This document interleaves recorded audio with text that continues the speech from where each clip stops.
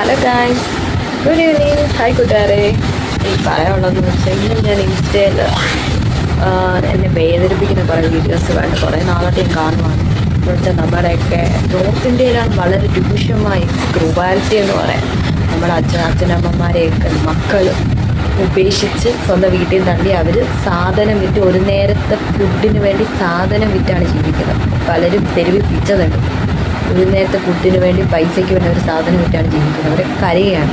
So എനിക്ക് പറയാനുള്ളത്, request ഉള്ളത്, എൻ്റെ സബ്സ്ക്രൈബ്സ്, എന്നെ കാണുന്ന എൻ്റെ സബ്സ്ക്രൈബ്സ്, ദൈവത്തോളം അച്ഛനമ്മമാർ, നിങ്ങളുടെ അച്ഛനമ്മമാരെ ഓർഫനേജിൽ കൊണ്ട് തള്ളൽ നിങ്ങൾ പൊന്നുപോലെ നോക്കണം ഗായ്സ്. ഒരിക്കലും അവരെ വീട്ടിൽ തന്നെ നിർത്തണം. വീട്ടിൽ നിന്ന് നിങ്ങൾ കൊണ്ട് ഓർഫനേജിൽ തള്ളരുത്, അവരെ വീട്ടിൽ നിന്ന് ഇറക്കി വിടരുത്. അവരൊക്കെ നമ്മൾ എന്തുമാത്രം കഷ്ടപ്പെടാനുള്ളത്. എനിക്ക് കാണും ഭയങ്കര സങ്കടമാണ്. ഇന്നത്തെ ഫുഡിന് വേണ്ടി പലരോടും കൈയേന്തി യാചിക്കുന്നു. അതുപോലെ പൈസയ്ക്ക് വേണ്ടി സാധനം വെച്ച് ജീവിക്കും.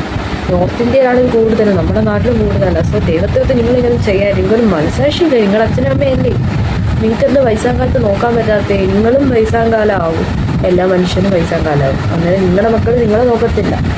സോ നിങ്ങൾ നിങ്ങളുടെ അച്ഛനമ്മയെ നോക്കണം ഗായ്സ്. ഓക്കെ, ആരും ഓഫറേജ് കൊണ്ട് തള്ളൽ, ഇതെൻ്റെ റിക്വസ്റ്റാണ്. ഓക്കെ ഗായ്സ്, ഇനി എൻ്റെ വ്ലോഗ് തുടരും, കാണുക. Bye guys.